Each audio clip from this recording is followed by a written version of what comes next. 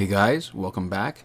BDCKR here, and I am back with the weekly recap of all things Injustice. Somebody has exams these next few days, so good luck. Getting right into it, our current challenge is for Earth 2 Hawkgirl. It's a 1-week repeat. The required characters are Flash, Solomon Grundy, and Green Lantern. They're all available as bronze characters, which is as it should be, because like we've always said, the challenge is a great entry point for newer players, and the opportunity to get a really nice gold card is a great way to advance. Earth 2 Hawkgirl's passive is Concussive Blow. Each special and combo ender has a 30% chance to stun an opponent. Hawkgirl deals plus 100% more damage against stunned opponents, and additional plus 25% for each Earth 2 teammate. So, Earth 2 Hawkgirl, she's got really good high stats, 1400 damage, 1300 health at the base. The stun on combo ender is okay. It's could be great, but it's not, because if unblocked, you get a combo ender maybe about half the time. You're getting a stun on 30% of that 50%, which ends up being 15% of the time on a tap combo, which, you know, it's not really enough to change the game, but it's cool as a sort of add-on. If that were her only passive, it would be pretty bleh. But getting it on all her specials is great. 30%, still not great, still double the chance of a tap combo. At least you have more control when you're doing a special to get it unblocked and to have it just activate for the full 30%. Boosted damage against stunned opponents is great. It's about half the damage boost that she would get with either the Cloak of Destiny or Necron's Scythe, or 3/4 actually if she's on a full Earth 2 team, because you get the extra plus 25 and plus 25. So considering that's probably that ability of boosting damage against stunned opponents is probably one of the single best abilities on the gears, I say that's a pretty decent passive just by itself. And so when you team her up with Earth 2 Flash, you also get the chance to stun on tag-ins, and with 2 gears now, Cloak of Destiny and Necron's Scythe, all 3 Earth 2 teammates can have boosted stun damage, so Earth 2 team is actually pretty spectacular. This week's multiplayer reward is the Super Pill, which becomes the Overpowered Super. It gives you, when maxed out, a 50% damage boost to basic attacks, 50% crit chance on basic attacks, 90% life drain on combo ender, and a 100% chance to drain 15% power on the combo ender. So this is an excellent piece of gear for a basic damage dealer. The highest crit chance for basic damage possible, which is 50%, so that a max augmented card can get as close to 100% crit on basics as the game allows. Now, it comes at a cost, because the damage boost is only 50% instead of what you can get on other 3.5-star gears, which can be up to 70%. But there's, 2 combo ender effects that sort of make up for that, the health drain and the power drain. I've said before, I'm not a big fan of the combo ender effects, just because the combo ender triggers so rarely and you can't really control for it. But in my mind, this is still the platonic ideal of gear for a basic damage dealer, the same way that the Tantu Totem is for a special specialist and Astro Harness is for tanks. The real problem is that the way the game's meta has changed, I want to say recently, but it's pretty much been ever since the Tantu Totem came out, and that's been, what, more than a year.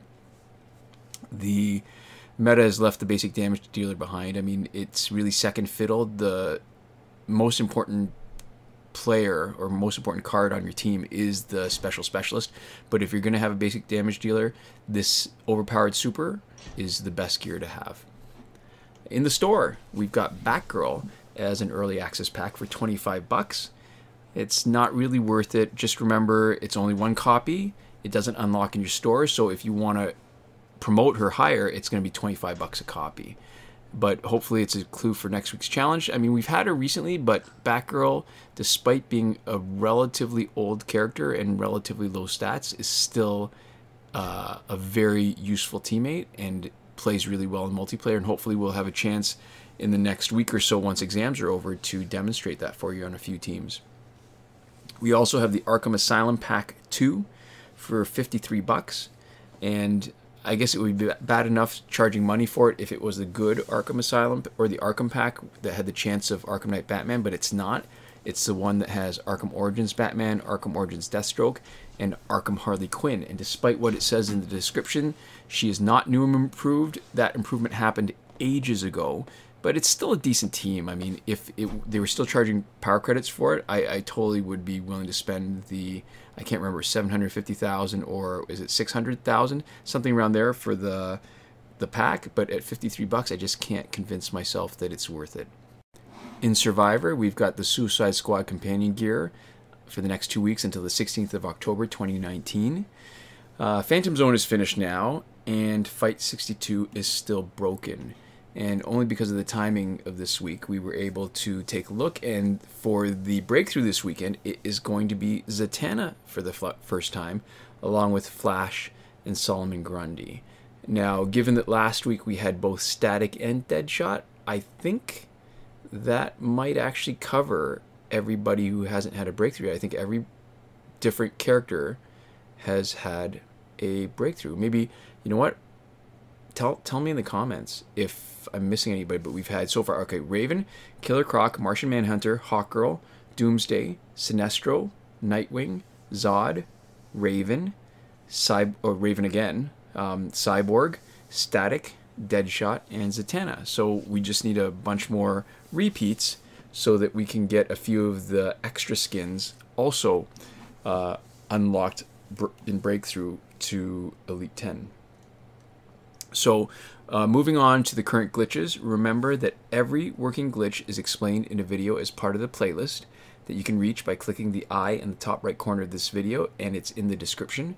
We are Android only, so we're only able to confirm these glitches for Android. And if you're on iOS and see a question from an iOS user asking for help in the comments, you know, maybe consider helping out the same way we're trying to do with this channel. Spoiler alert for anybody who's waiting, nothing has changed this week. But if you're going to want to be as up-to-date as possible, that playlist that we have, we maintain that. So even though our updates are every Thursday, we still maintain the playlist in between the Thursdays if there's anything new. So we'll start like we usually do with the not working glitches, only because if you want to see what's working, take a look at the list. So there is currently no working glitch for credits that we're willing to endorse. We talk about this in a lot more detail in one of our previous P and Q and C and A and T videos, our weekly glorified Q&A videos. Season 6, Episode 9, which is also linked at the I in the top right corner and in the description. It's worth mentioning that the glitch that people have been using and talk about requires 2 devices simultaneously logged into one account. We do not recommend and endorse that kind of glitch only because it's a high risk of having your account suspended, and so we're not willing to test that or endorse it, only because that was the one situation where we've had an account suspended specifically for that particular circumstance. So the glitch for getting repeated past multiplayer season rewards is not working. The glitch for early multiplayer season rewards also not working, although people are reporting that it's happening to them inadvertently and they're getting stuck with a really bad reward because they haven't had a chance to play in the season. We still haven't found a way to reliably reproduce that, so we'll let you know if we ever do. There's also, I mean, not the Phantom Zone is around, but there's currently no glitch to get through Phantom Zone quickly when Phantom Zone is running. So now we get to the working glitches that are included in the playlist. The glitch to reset the challenge requiring Google Play Cloud Save, it is working, confirmed on the current Earth 2 Hawkgirl challenge. And even though Phantom Zone isn't here, just a reminder, the principles and basically the method of doing the challenge reset and resetting Phantom Zone progress, they're essentially the same thing. So when Phantom Zone comes back, keep in mind that when you do the challenge reset, you're resetting the Phantom Zone progress, and when you do the Phantom Zone reset, you are resetting challenge progress.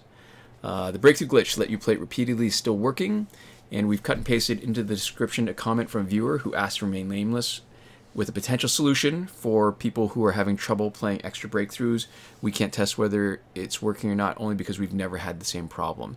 And just a reminder too now, because it seems like when we have new characters and people are more desperate to do the breakthroughs, what's happening in the breakthrough glitch is that you're going to the next days and then you're coming back and going to the next day. So every time you're playing it repeatedly, you are playing tomorrow's breakthrough. So just keep that in mind when you hit Sunday and you're trying to use the breakthrough glitch. You're going to be playing Mondays, which I think is going to be bronze or silver. I can't remember now, but you want to get as many breakthroughs as you can before you hit Sunday.